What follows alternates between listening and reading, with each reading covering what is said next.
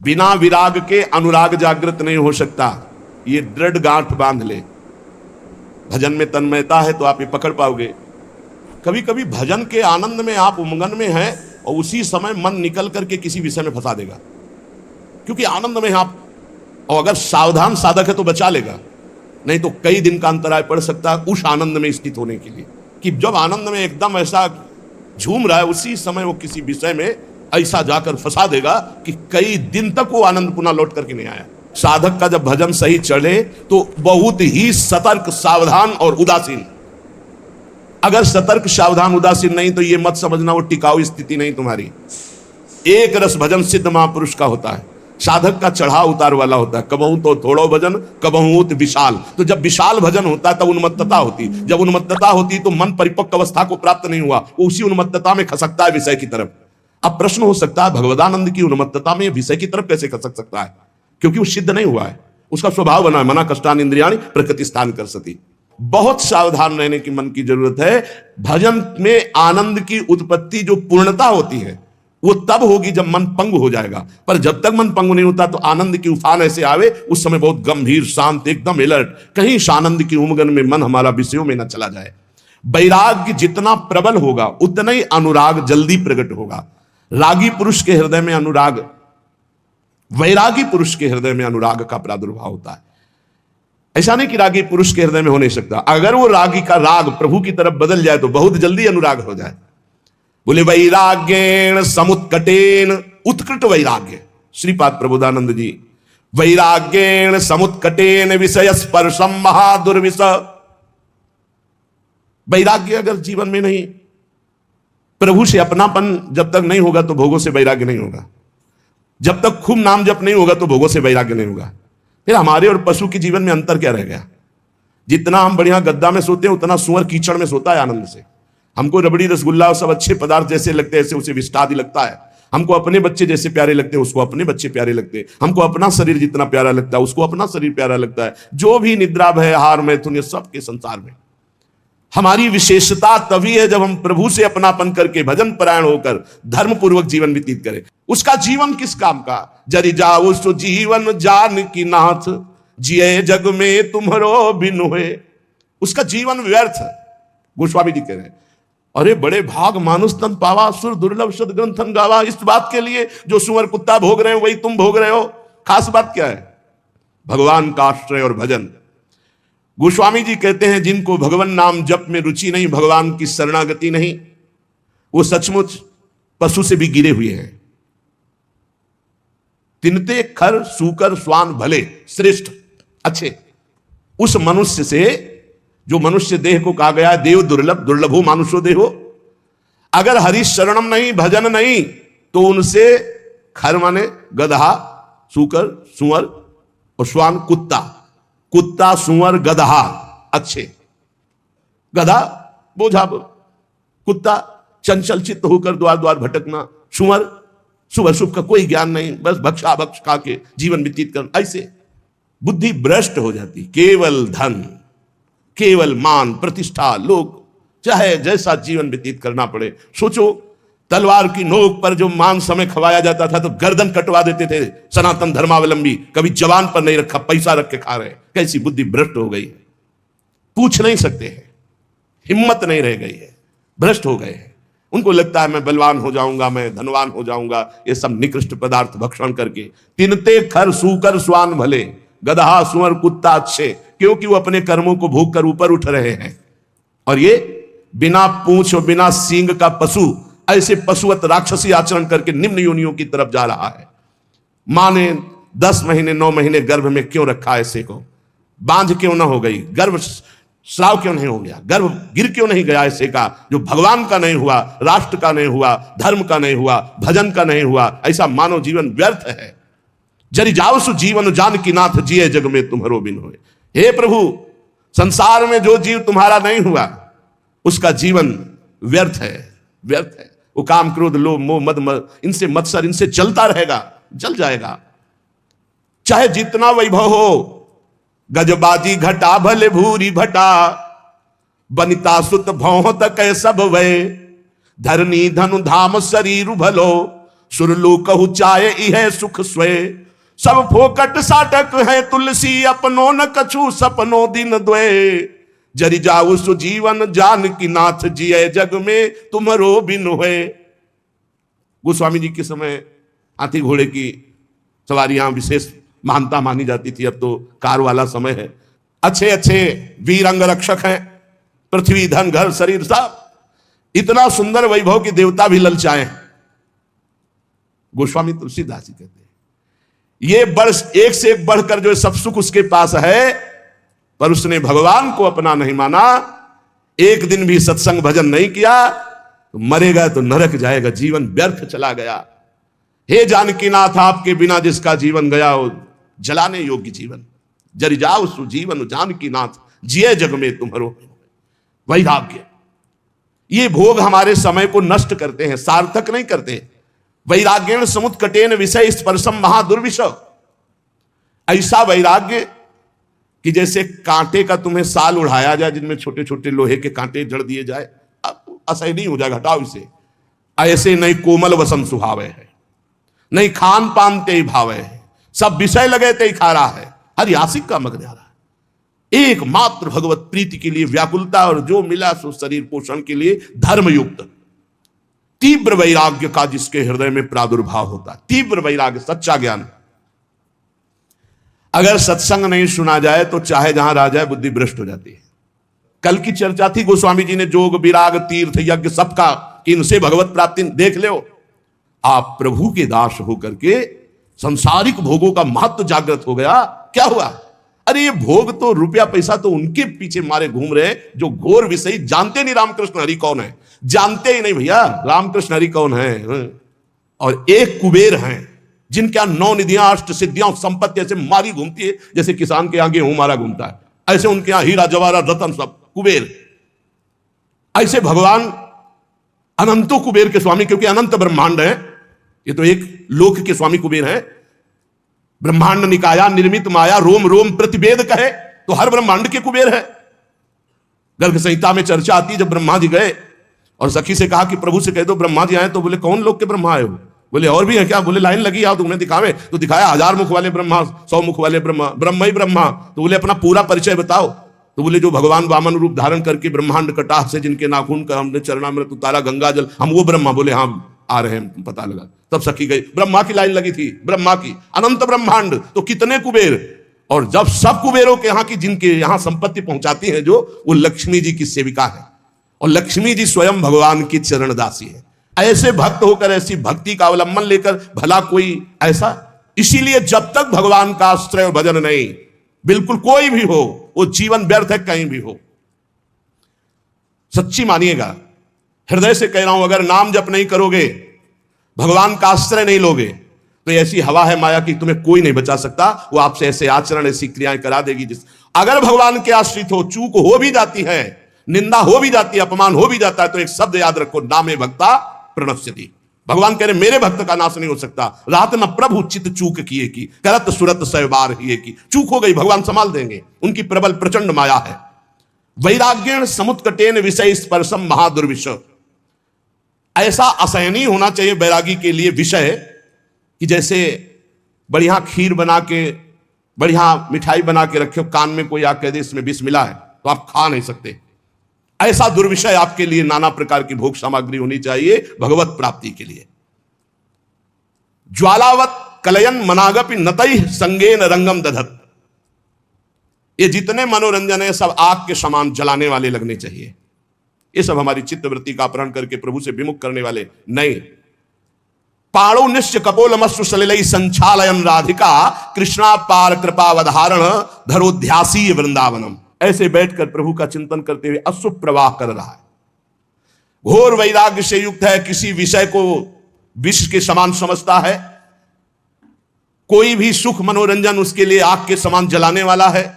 एकांत में बैठा हुआ, हथेली पे कपोल रखे, अश्रु प्रवाह करता हुआ हा राधा हा कृष्ण बार बार पुकार रहा है। और ऐसे भगवान के ध्यान में मगन जो है उसका जीवन धन्य है। चाहे वो वृंदावन में हो, चाहे वो किसी भी देश का वासी हो, कहीं भी रह रहा हो, जो भगवान के चिंतन में सुप्रवाह करके निर्विषय चित्त से भगवान के ध्यान में तन्मय है, धन्याति धन्य उसका जीवन है। नैवालोकित लोकवेद, ना हमें लोक में देखना है किसी की तरफ अवलोकन। ये कैसा है? आप सच्ची मानिए, जो भक्त होता है वो क्रियाएं नहीं देखता है, भक्त कारण तत्व को देखता है। इसका कारण क्या? ये जो क्रिया हुई इसका कारण क्या है? बड़े बड़े महापुरुषों ने ये देख के निर्णय किया है कि संसार में कोई भी प्राणी ऐसा नहीं है जो केवल दोष युक्त ही हो, उसमें गुण भी है। और कोई भी गुणी ऐसा नहीं भगवान और भगवान के प्रेमी भक्त के सिवा छोड़कर जिसमें दोष ना हो। पक्का जड़ चेतन गुण दोष में विश्व कीन करतार, नैवालोकन मत देखो। जड़ चेतन गुण दोष में विश्व कीन करतार, संत हंस गुण गाहे पे परिहरिवारी विकार। जैसे दूध पानी को एक में मिला के रख दो, हंस जो है दूध पी जाएगा, पानी छोड़ देगा। पूरा चराचर जगत गुण दोष से मिला। जैसे शुद्ध सोने का आभूषण नहीं बनता, उसमें कुछ मिलावट होती, ऐसे ये शरीर पाप और पुण्य से बना है, गुण और दोष से मिश्रित बना है। किसी में दोषों की बाहुल्यता होती, गुण बहुत कम होते हैं, किसी में गुणों की बाहुल्यता होती, दोष बहुत कम होते हैं। गंगा किनारे जब हम भ्रमण कर रहे थे, घाट है वहां बहुत संत जन रहते थे, अब तो खंडहर हो गया, अब संत जन वहां कुछ दिन रहे अकेले। पास में देखा कि 8-10 लोग राइफल लिए खड़े हैं और गंगा में खड़े होकर के वो आराधना 3-4 घंटे करता। हमें आश्चर्य हुआ जब वहां लोग गंगा नहाने आए, पूछा कि रात्रि में ऐसा हमने दृश्य देखा है, कौन है तपस्वी है जो भयभीत भी है कि राइफल की रक्षा में वो खड़े हो? अरे बोले वो नामी डकैत है, जिंदा आदमियों को काटता है, वो गंगा की आराधना करता है। 4 घंटे महान तपस्वी की तरह हाथ उठाकर गंगा जी की आराधना रात्रि में, वही रोज देखते क्योंकि रहते थे। और राइफल लिए 8-10 लोग टहल रहे और वो गंगा जी में से एक वस्त्र धारण किए खड़ा है और वो उस आदमियों को काटता था।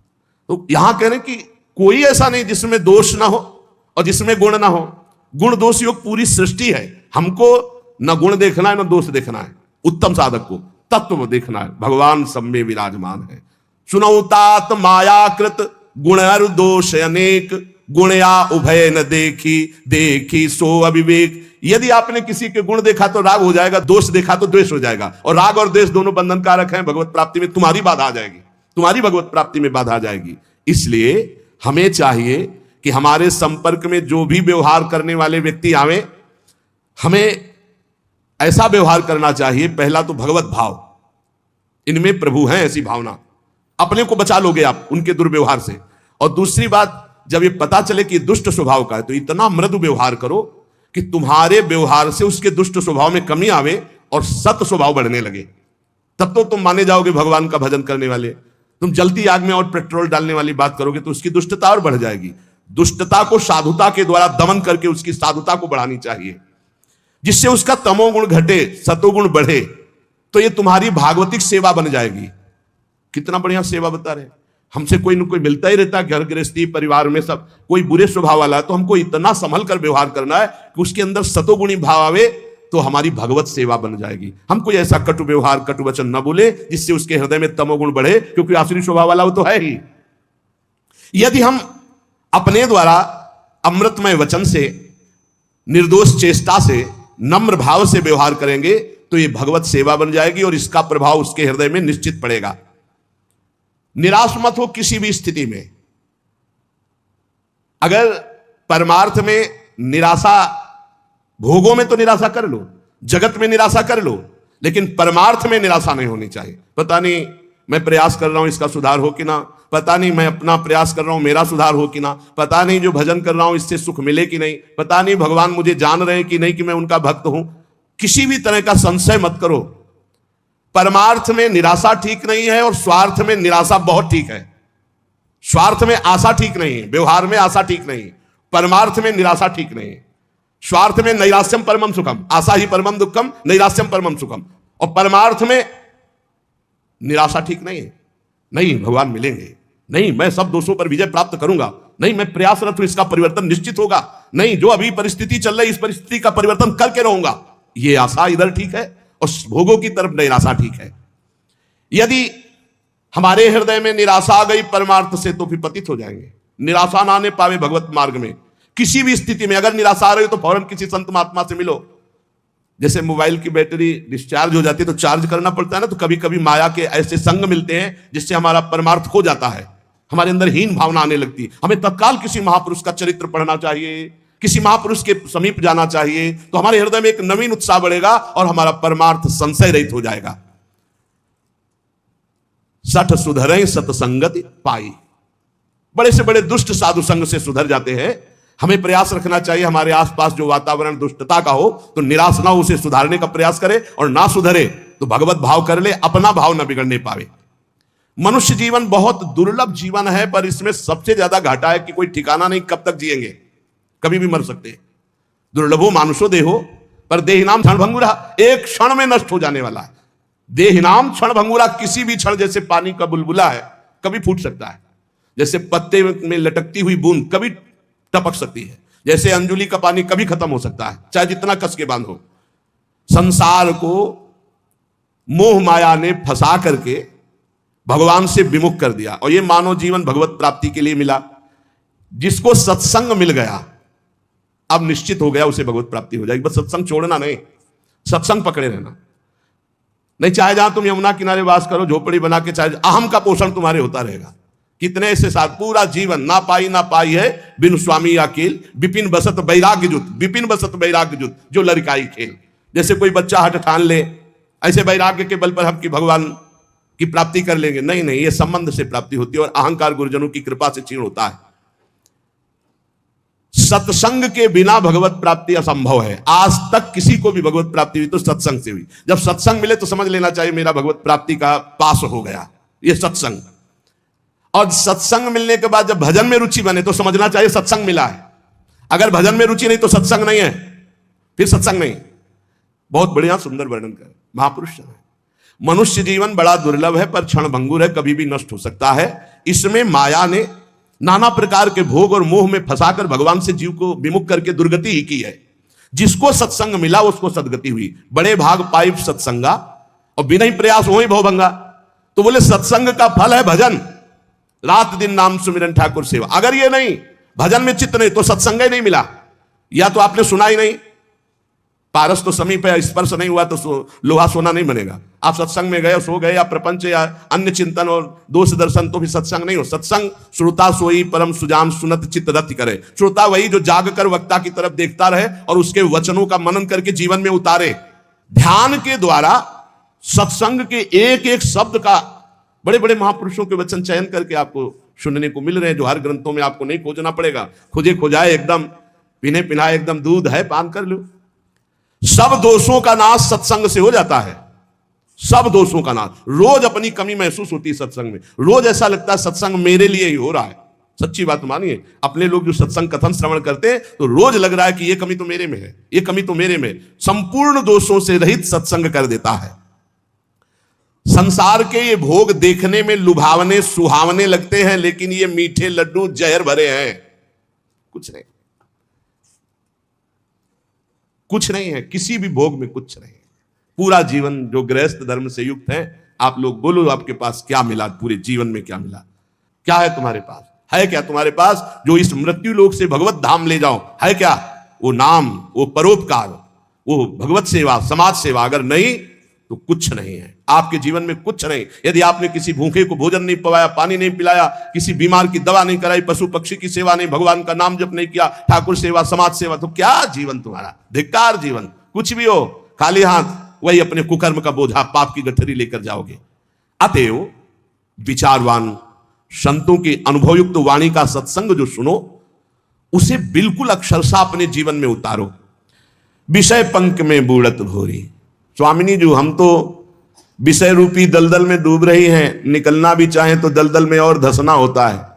अब आप निकाल दो, करो कृपा अब सहज किशोरी। हे किशोरी जू, सहज में करुणा वरुणालय आप कृपा करती हो, है तुकी कृपाल हो, हम पर कृपा कर दो, क्योंकि हम में कोई साधन नहीं, हम तो विषय पंख में डूब रहे हैं, विषय रूपी दलदल में धंस रहे हैं। जहां देखो तो भूरी सखी आकांक्षा करती हुई पाई जाती है। तो क्या भूरी सखी को श्री जी मिली नहीं क्या?